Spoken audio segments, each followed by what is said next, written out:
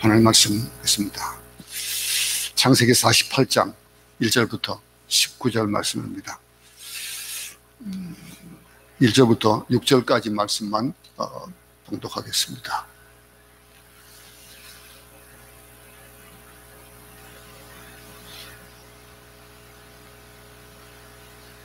(1절부터) (6절까지) 말씀입니다. 좀 잘못되어 있던 것 같습니다. 성경 다시 한번 보시고 봉독하겠습니다. 소리를 내서 나같이 함께 합독하겠습니다. 이 일 후에 어떤 사람이 요셉에게 말하기를 내 아버지 아들 므낫세와 에브라임과 함께 이르니 어떤 사람이 야곱에게 말하되 아들 요셉이 내게 왔다 하매 이스라엘이 힘을 내어 침상에 앉아 요셉에게 이르되 이전에 가나안 땅 루스에서 전능하신 하나님이 내게 나타나사 복을 주시며 내게 이르시되 내가 너로 생육하고 번성하게 하여 내게서 많은 백성이 나게 하고 내가 이 땅을 내 후손에게 주어 영원한 소유가 되게 하리라 하셨느니라. 내가 애굽으로 와서 내게 이르기 전에 애굽에서 내가 낳은 두 아들 에브라임과 므낫세는 내 것이라. 루벤과 시므온처럼 내 것이 될 것이요 이들 후에 내 소생은 내 것이 될 것이며 그들의 유산은 그들의 형의 이름으로 함께 받으리라. 아멘.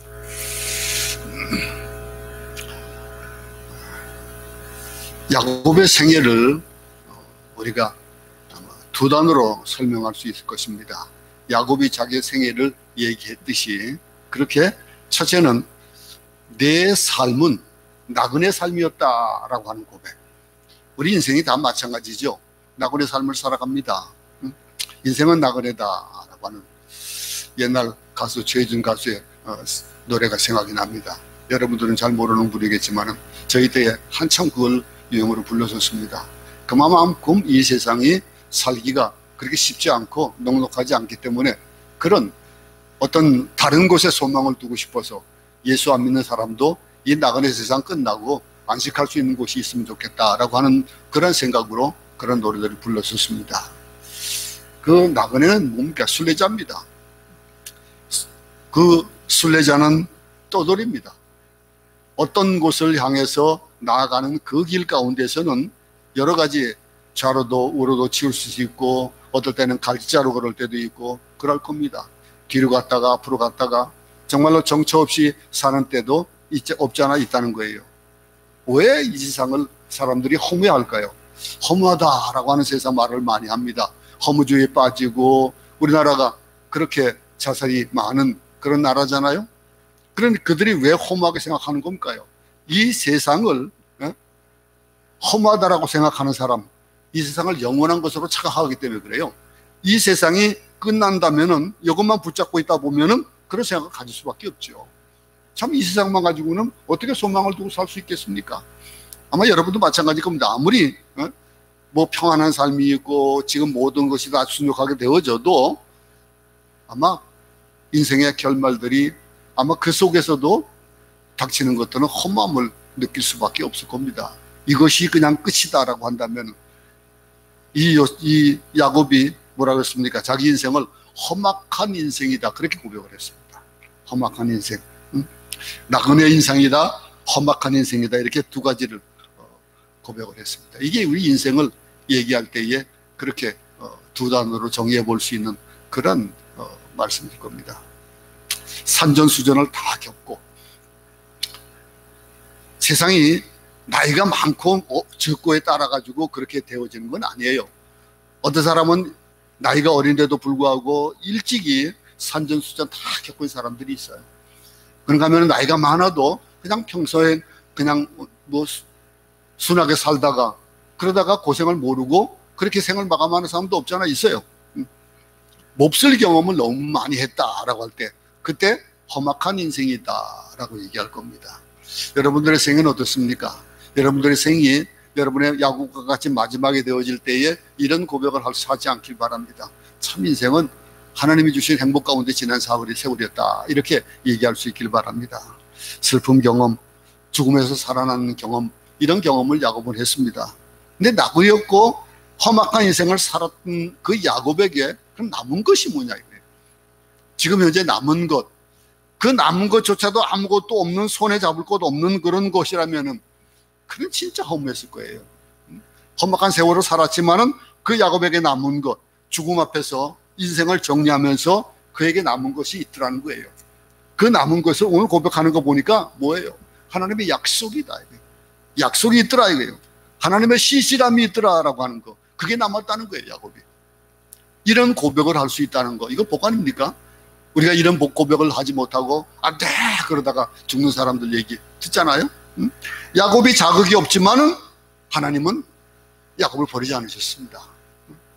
실수와 허물이 많지만은 그를 포기하지 않으시고, 그가 무능한 노인이 되었어도 하나님은 그를 믿음의 조상으로 축복해 주셨어요. 그게 야곱의 삶이었습니다. 야곱은 병들어서 이제 최후의 날을 맞이했습니다. 가까스로 침상에 올라 앉았습니다. 그리고는 요셉을 불렀습니다. 3절 4절 보겠습니다. 요셉에게 이르되 이전에 가나안 땅 루스에서 전능하신 하나님이 내게 나타나사 복을 주시며 내게 이르되 내가 너로 생육하고 번성하게 하여 내게서 많은 백성이 나게 하고 내가 이 땅을 내 후손에게 주어 영원한 소유가 되게 하리라 하셨느니라. 그렇습니다. 참 야곱이 몸을 일으키기 힘들 정도로 쇠약해진 그 상황에서 겨우 침상에서 일어나가지고 요셉에게 하는 얘기, 이게 속에서 우러나오는 얘기입니다. 이제 마지막을 맞으면서, 그러면서 내가 지나왔던 날들을 회상해 보는 거예요. 그러면서 뭐라고 합니까? 루스에서 하나님을 만났다. 근데 하나님을 만나가지고 그분이 나에게 복을 주시고 그리고 약속을 주셨다. 그렇게 말합니다. 이게 야곱의 마지막 결론이에요. 우리 인생의 결론에 있어서 지난 주일에도 돌아봤습니다만 우리 인생의 결론이 뭡니까? 근데 야곱은 그런 결론을 내렸던 거예요. 우리가 이 본문을 뛰어넘어서 다음 본문 가지고 지난 주일날 돌아봤습니다만서도 여기서 우리가 눈여겨볼 표현이 있거든요. 여기에 뭐라고 얘기합니까? 나의 하나님, 전능하신 하나님이다. 이렇게 표현하고 있어요. 그분이 또 복을 허락해 주셨다. 이렇게 표현합니다. 그 하나님. 여러분에게 있어서 하나님은 어떤 하나님입니까? 야곱의 하나님 같은 그런 하나님입니까? 아니면은 내게 막 그냥 곤란한 것만 주고 힘든 일만 허락하고 그리고 시련만 주었던 하나님이라고 고백하겠습니까? 예수 그리스도 안에서 우리에게 영원한 복을 허락해 주셨다라고 하는 것들을 여러분도 믿을 수 있기 바랍니다. 야곱이 믿었던 겁니다. 하나님은 생육하고 번성하게 하셨고 자녀들에게 복을 주시며 땅을 영원한 기업이 되게 하셨다라고 하는 것, 이게 야곱의 고백이에요. 수많은 자손 중에서 메시아를 주십니다. 지상뿐 아니라 하늘의 복까지도 주시는 거예요. 그래서 우리는 지상의 복을 받으면서도 여기 머무르지 않고, 이 지상에 머무르지 않고 천국을 갖고 있는, 그거 가지고, 그 복을 가지고 계속 누리면서 천국까지 이르는 거예요. 따라서 우리는 허무할 수가 없는 겁니다. 비록 물질을 갖고 있지 않아도, 또 물질이 있어도 허무하지 않고 이 세상 속에 살면서도 영원하고 연결되고 있는 겁니다. 5절 6절을 한번 읽어보겠습니다.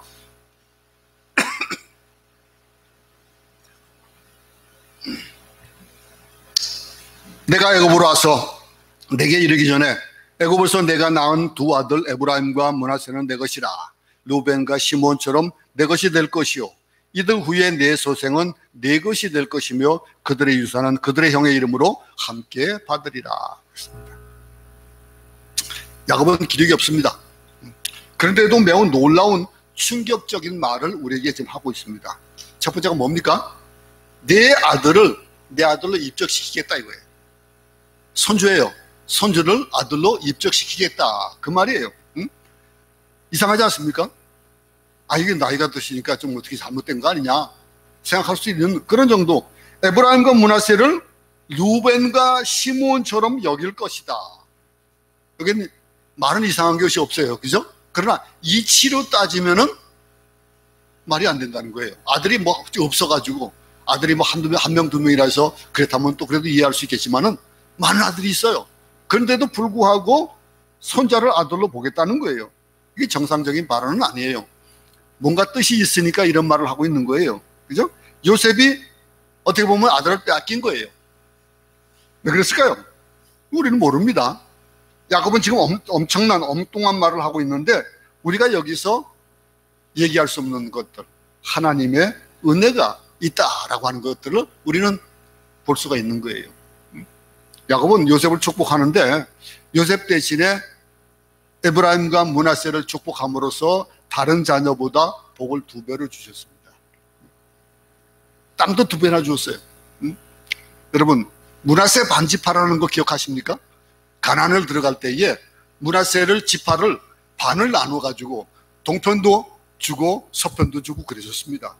이 복이 이렇게 나타나는 거예요. 이 반지파라는 것이 어떤 지파 이름이 아니고 그 반의 지파의 반을 얘기하는 거예요. 한 지파를 나눠서 이렇게 2 몫을 가질 수 있도록 또 해주셨던 것들.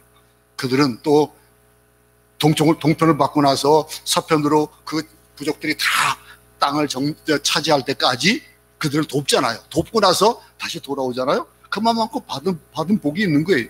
이 야곱은 이걸 요셉과 의논하지 않았습니다. 그냥 선언하는 거예요. 이래서 이 야곱의 12지파 중에서 요셉 대신에 에브라임과 므낫세 지파가 야곱의 아들로 여김을 받았다라고 하는 거예요. 요셉은 2지파가 되는 거예요. 여러분, 신비스럽지 않습니까? 하나님이 하시는 일은 놀라운 거예요. 은혜를 받지 않은 사람은 다른 사람에게 적용을 합니다. 왜 하나님은 저 사람에게 복을 2배나 주지? 나에게는 왜 안 주지? 그 일이 당사자들은 또 어떨까요? 그 복을 받는 자들은 적용을 우리에게 할 수 있기 바랍니다. 왜 나 같은 사람에게 이렇게 2배의 복을 주시냐? 나를 이렇게 사랑하시는 이유가 뭘까? 한번 생각해 보셨습니까? 그거는 자기를 알 때, 내가 누군지를 알 때 그게 깨달아지는 거예요. 그게 은혜가 되어지는 거예요. 내가 뭐를 할 수 있고 내가 다 한다라고 생각하면은 되어지지 않는 거예요. 내가 했으니까 내가 한 것만큼 내가 받은 거야 라고 얘기할 수 있겠지만은 나는 아무것도 아닌데 이렇게 주셨다라고 하는 것들을 고백할 수 있는 사람이 감사를 하는 거예요. 그래서 삶의 감사가 나오고 그래서 하나님을 위해서 목숨을 내어놓을 수 있는 겁니다. 은혜 받은 사람은 자기에게 적용하잖아요. 왜 나 같은 사람에게 은혜를 2배를 주시는가 감격할 수 있는 우리 모두 되기 바랍니다. 하나님은 우리 모두를 복 주시기를 원하시는 거 믿습니까 여러분? 이어서 8절부터 9절을 보겠습니다. 8절 9절 봅니다. 이스라엘이 요셉 아들들을 보고 이르되 이들은 누구냐? 요셉이 그의 아버지에게 이르되 이는 하나님이 여기서 내게 주신 아들들이니이다. 아버지가 이르되 그들을 데리고 내 앞으로 나오라. 내가 그들에게 축복하리라. 여러분 어떻습니까? 이 말씀을 보니까 2 아들을 데려오고 나서 야곱은 2 아들을 축복합니다. 축복하는 것, 축복권에 대해서 우리가 한번 생각해 볼 수 있기 바랍니다. 여러분들은 세상을 향해서 명할 수 있는 명령권이 있어요. 하나님의 자녀로서 예수 그리스도 이름으로 명하노니 사탄아 물러가라 라고 하는 그런 명령하는 것들, 그것은 내가 명령하는 게 아니잖아요. 예수님의 이름으로 내게 주어진 그 권능으로. 마찬가지로 우리에게도 복을 줄 수 있는 게 있습니다. 하늘에서 매면은 땅에서 매면은 하늘에서도 매이고 땅에서도 풀면은 하늘에서도 풀린다는 의미도 우리가 주는 그 복의 의미도 거기에 포함되어 있는 겁니다. 내가 남들 향해서 복을 주는 것, 축복은 전수되는 거예요. 그 축복이 계속해서 이어지는 겁니다. 아버지의 축복이 아들에게 가고 할아버지의 축복이 아버지에게 오고 아버지의 축복이 아들에게 여러분 저주는 3, 4대까지예요. 그죠? 근데 복은 1000대까지 가는 거예요. 1000대가 이루는 복. 이 복을 여러분 혼자서만 가지고 있다면 어떨까요?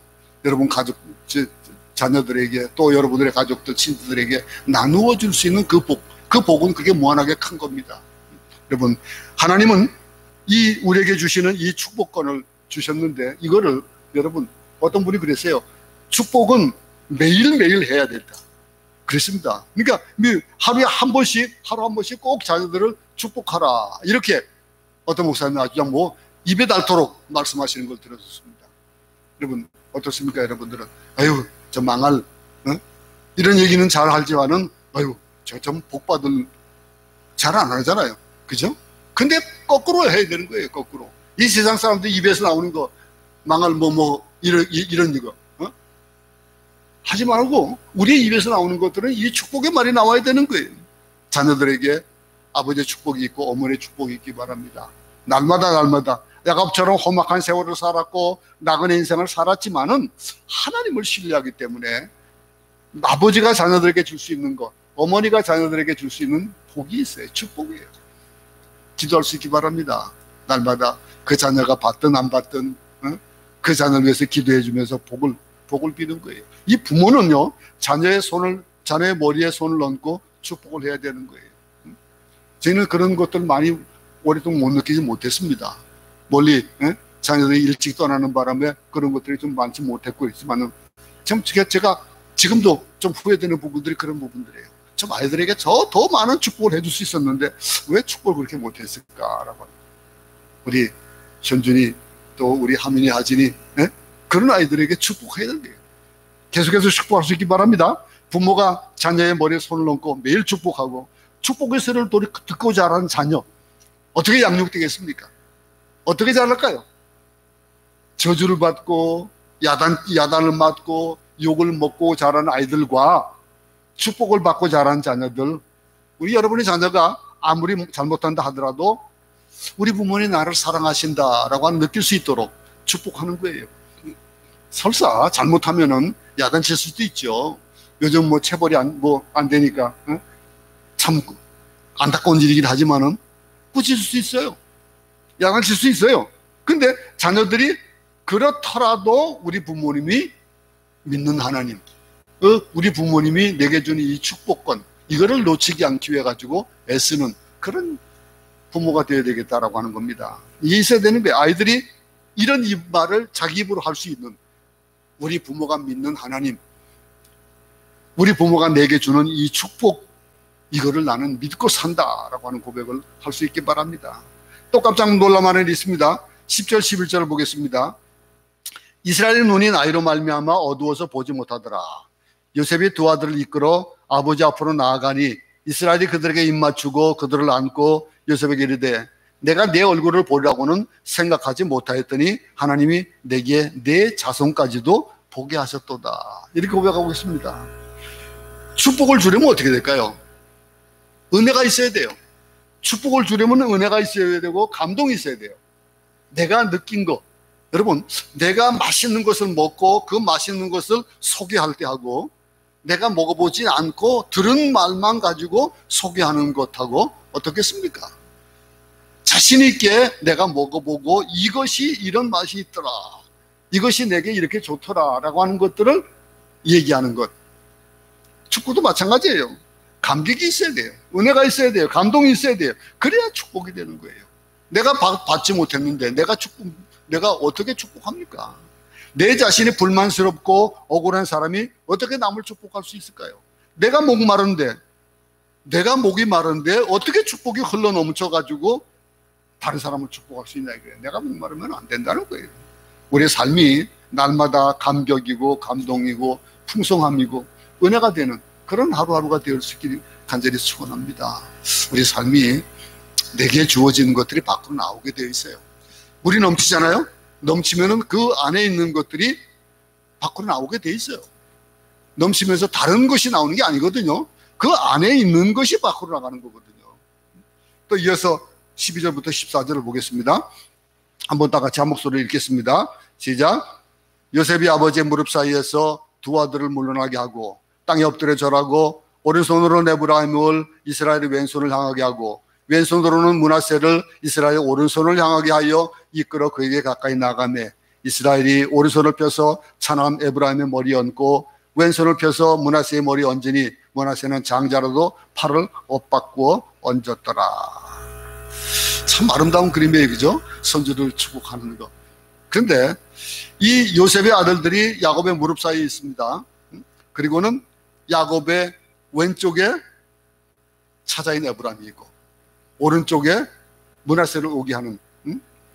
근데 이게 당연한 거죠. 아버지가 주일날 말씀드렸지만 아버지가 이제 축복을 주기 위해서 장자니까 오른손 밑에 갈 수 있도록 앉힌 거예요. 차자니까 왼손 편에 가도록 앉힌 거예요. 근데 어떡합니까? 오른손이 더 큰 축복을 의미하는 거거든요. 근데 갑자기 야곱이 손을 바꾸는 거예요. 손을 바꿔가지고 이게 쉽지 않은 자세잖아요. 그죠? 이 쉽지 않은 자세예요. 노인이 돼가지고 노약한 상태에서도 더 쉽지 않았을 거예요. 그렇게 엇받고 얹습니다. 이 차자인 에브라임에게 오른손을 얹고 장자인 므낫세에게 왼손을 얹는 이런 상황이 발생된 겁니다. 요셉이 얼마나 놀랐겠습니까? 하나님에게 하나님의 축복을 전하는 이 요셉에게, 이 야곱에게 해서 하는 행동을 보고 이 요셉은 또 어떤 자세를 가졌을까요? 얼마나 놀랐습니까? 첫 번째 뭐라고 했습니까? 내 아들이 내 아들이 될 것이다 라고 하고 야곱은 손이 뒤바뀐 것을 모르는 척 하고서 계속해서 축복을 하는 거예요. 엇바꾼 상태에서 축복하는 거예요. 그게 15절 16절입니다. 다 같이 한번 읽겠습니다. 시작. 그가 요셉을 위하여 축복하여 이르되 내 조부 아브라함과 아버지 이삭이 섬기던 하나님, 나의 출생으로부터 지금까지 나를 기르신 하나님, 나를 모든 환난에서 건지신 여호와의 사자께서 이 아이들에게 복을 주시오며 이들로 내 이름과 내 조상 아브라함과 이삭의 이름으로 칭하게 하시오며 이들이 세상에서 번식되게 하시기를 원하나이다. 자, 당황했습니다. 요셉이 당황해가지고 급히 아버지 손을 붙잡고 아버지 잘못됐어요. 손을 바꾸세요. 17절 18절입니다. 요셉이 그 아버지가 오른손을 에브라임의 머리에 얹은 것을 보고 기뻐하지 아니하여 아버지의 손을 들어 에브라임 머리에서 므낫세의 머리로 옮기고자 하여 그의 아버지에게 이르되 아버지여 그리마옵소서 이는 장자이니 오른손을 그의 머리에 얹으소서 하였으나. 자, 요셉이 아마 생각할 땐 그랬을 거예요. 자, 요새가 많아요. 눈이 어두워가지고 잘 안 보인다 그랬거든요. 잘 안 보여요. 그러니까 아마 어떤 생각을 했을까 모르겠어요. 아유, 아버지가 왜 저러실까? 눈이 안 보이시면은 그냥 앉혀둔 대로 하시면 될 텐데 라고 하는 생각도 갔을 것이고, 혹이 우리 같으면, 우리 세상, 조금 요즘 세상 같으면은 뭐 어떤 마음을 가질 수 있을까요? 너희 내가 어떻게 노망 나셨나? 이렇게 생각할 수도 있을 거예요. 이 세상 사람들이 가지고 있는 그런 평균적인 생각들이에요. 당황해가지고 얘기합니다. 요셉이 에브라임 머리에 얹은 것을 보고 기뻐하지 아니했다 그랬습니다. 기뻐하지 아니했다. 아버지 뜻을 알지 못하는 거예요. 야곱이 실수를 하고 있다고 생각했습니다. 야곱의 손을 바꾸려고 하는데 19절을 보세요. 그의 아버지가 허락하지 아니하며 이르되 나도 안다 내 아들아 나도 안다. 그도 한 족속이 되며 그도 크게 되려니와 그의 아우가 그보다 큰 자가 되고 그의 자손이 여러 민족을 이루리라 하고. 야곱은 의외의 말을 하고 있습니다. 왜 야곱이 이런 말을 했을까? 간단합니다. 야곱의 마음이에요. 그죠? 축복하는 자의 마음이에요. 근데 하나님 나라에서 의미를 생각해 봐도 이거는 참 우리에게도 주어지는 말들이에요. 우리가 가지고 있는 이 상식들, 우리가 가지고 있는 이 편견들, 그것이 뒤바뀌어야 될 이유들이 참 많습니다. 이 세상 가운데서도 마찬가지예요. 우리가 가지고 있는 이 편견 가지고 내가 생각하는 그 상태 가지고 그것만 가지고 모든 것을 생각하고 하나님은 그렇게 또 저울질하는 거예요. 하나님이 하시는 일들을 그러는 거예요. 그러면서 그 뜻에 안 만드니까 지금 내 눈에 보이는 그 상태가 마음에 안 드니까 하나님한테 왜 그러세요? 이렇게 해주세요. 저렇게 해주세요. 내게 맞는 하나님을 만들고 있는 우리들을 오늘 주시는 말씀이라고 생각해요. 세상에서 서열을 따집니다.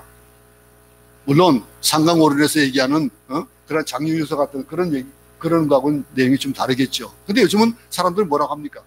나이가 들어도 건데 그럽니다. 그리고 좀 나쁜 말로 하면은 가라르고. 참 세상 입에 담지 못한 말이라서 말씀 못하겠습니다만은 이런 일들이 얼마나 많아요. 그러면서 하는 얘기가 뭐냐면 서열을 얘기해요. 지난 주일에도 말씀했지만은 왜 서열이 있어야 되느냐? 동등해야 된다 이거예요. 아버지나 아들이 동등해야 되고 어머니와 아들이 동등해야 되고 그 동등해야 되고 어떻게 사장하고 직원들하고 사장은 직원들이 벌어다 주는 거 당신 우리 때문에 먹고 사는 거 아니냐? 근데 우리도 동일하게 대접해 줘야 된다라고 하잖아요. 처음에 회사를 들어가면서 어떻게 얘기하는지 알아요? 그저 일용 잡고라도 좋으니까 임시직이라도 좋으니까 그 월급 좀 받아서 생활할 수 있게 해주세요라고 하는. 채원을 해주면 어떡합니까? 왜 나는 임시직이고 왜 저 사람은 정식이고 이렇게 얘기할 수도 있다는 거예요. 이런 서열에 대한 것들이 우리 개념이에요. 이 세상에 가지고 있는 개념. 세상에서는 서열을 따집니다. 그러나 하나님 나라에서는 차자가 장자도가 될 수 있고 장자가 차자가 될 수 있는 거예요. 하나님의 계획하신 가운데는 우리의 삶 자체는 이렇게 이런 것들이 나타나는 경우가 얼마나 많은지 모릅니다. 사람은 편을 가르게 합니다. 싸움을 붙입니다. 경쟁을 시키고. 세상의 질서는 상하 질서예요. 위아래를 따지고. 그런데 하나님 나라는 네트워크입니다. 높고 낮음이 없어요. 같이 세워지는. 에서와 야곱을 보세요. 쌍둥이에요. 그죠? 쌍둥이인데 그런데도 불구하고 먼저 낳았다는 이유로 장자예요. 먼저 낳았다는 이유로 상속권이 있는 거예요. 요즘은 그래서 요즘은 그 상속도 이제는 가족들 가운데서 큰애 작은애 따지지 않잖아요. 그죠? 균등하게 남자고 여자가 잠깐 따지지 않고 균등하게 하잖아요. 그게 성경적이에요. 여러분, 먼저 나왔기 때문에 상속을 더 봐야 된다. 이해는 되어지지만 감정적으로는 그게 받아들이기 힘든 거예요. 사실 이 장자라는 것은 어떤 의미가 있습니까? 아버지 대신에 어머니 대신에 가족을 이끌어야 되는 그런 의무가 지워지는 것이 우리 인간 공동체에서 사는 그런 삶이잖아요. 그러다 보니까 이끌어야 되니까 더 많이 가져야 되잖아요. 그래서 그 더 많이 가지는 대신에 의무가 따라야 되거든요. 그게 세상에 주어지는 이 서열에 대한 것들 중에서 이 상속관에 대한 것들은 그렇게 되어지는 거예요. 그런데 개중에는 그렇게 받았지만은 그렇게 안 나누는 장자의 의무를 제대로 안 하는 것 때문에 문제가 생기니까 요즘 그렇게 되어지는 거잖아요. 어쨌든 야곱은 손을 바꿨습니다. 여기서 우리 하나님의 비밀을 알 수 있는데 하나님의 나라는 우리가 사는 세상과는 다르다는 거예요.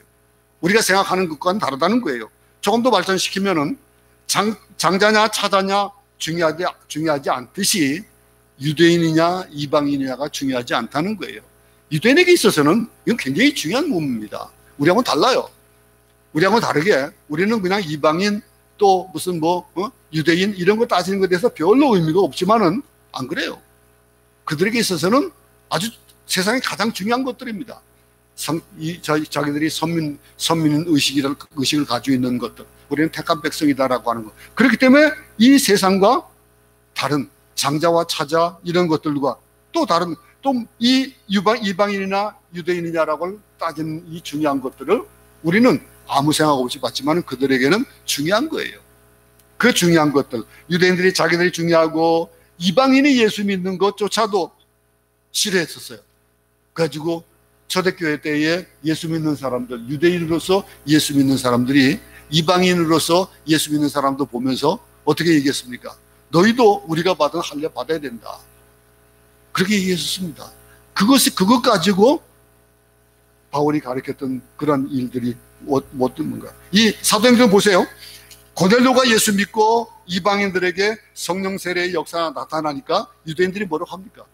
유대인 크리스찬들이 반감을 일으켰어요. 어떻게 이방인이 저럴 수 있냐 이거죠. 그들은 만약에 이방인들이 예수를 믿으려면 할례를 받고 모세 율법을 따라야 된다. 이렇게 얘기하니까 그것 때문에 갈라디아서가 써지고 로마서가 쓰여지면서 그러면서 이 복음에 대한 얘기들이 정의가 되어지는 그런 것들이 사도 바울이 가르쳤잖아요. 사람들은 패가르기를 하고 상하관계를 만들고 그것을 가치를 만들려고 합니다. 오늘 이 본문을 보면서도 우리는 이런 것들에도 기준점이 되어질 거예요. 너희도 매지 못하는 몽해를 왜 다른 사람에게, 다른 이방인들에게 매게 하느냐라고 이 베드로가 또 야고보가 지적을 하잖아요. 그러면서 왜 이방인이라고 왜 할례를 받아야 되고 이방인이라고 왜 율법을 따라야 되냐 강요하지 말라 이거죠. 예수 그리스도의 복음이면 된다는 거죠. 목사가 맨 앞에 있고 장로가 있고 그 다음에 성도가 있고 그게 아니거든요. 다 형제고 자매고 예수 안 믿는 사람들이 교회를 보면서 이 직분에 대한 것들을 어떤 서열로 생각합니다.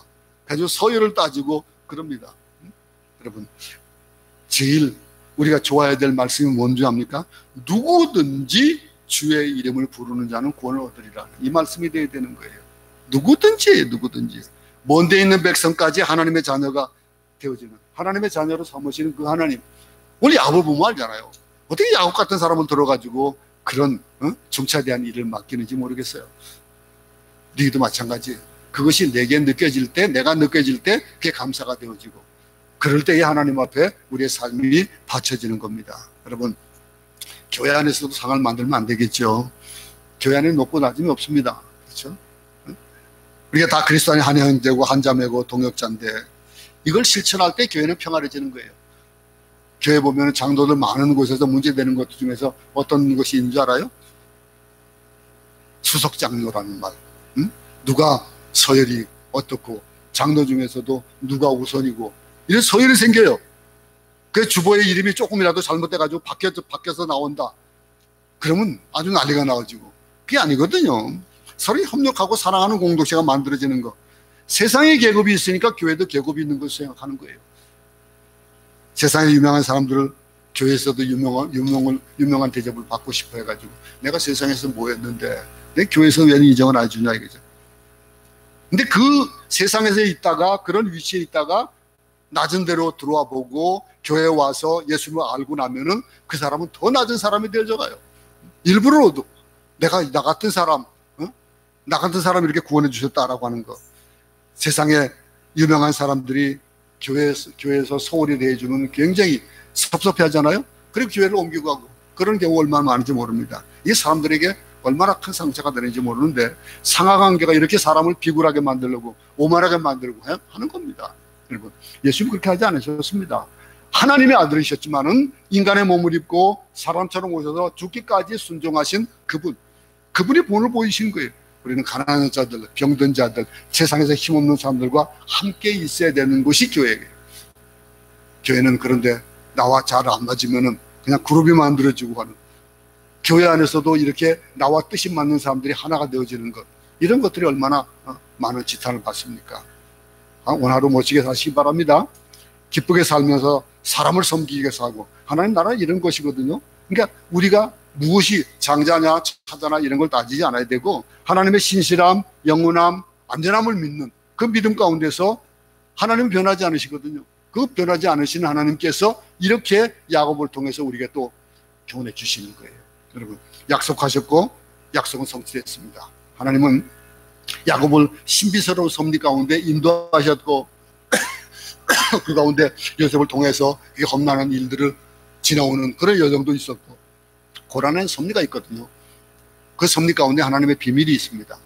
그 비밀을 알려고 하지 마시고 그냥 순종하고 따라가면 돼요. 야곱이 또 하나 깨달은 것은 하나님의 인도하심입니다. 말씀 속에서도 보잖아요. 이 생애를 보면서 내 생애가 그런 험한 생활이지만은 나의 하나님이 나를 인도하셨다라고 하는 것, 이 인도하심이고 간섭하심이 있었다라고 하는 고백을 하잖아요.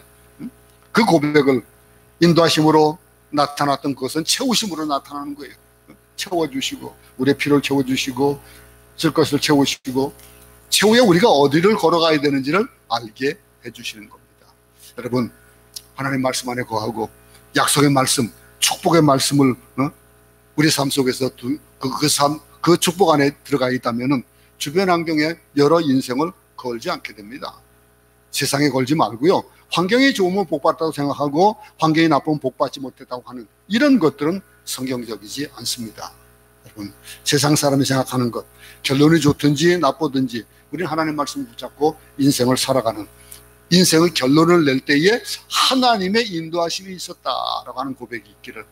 설사 고난이 많아서 그 고난이 너무 커서 힘들었었지만은 그 고난을 지나놓고 보니까 그 고난도 내게 유익한 것이었더라라고 하는 것. 하나님의 인도하심이 있었다.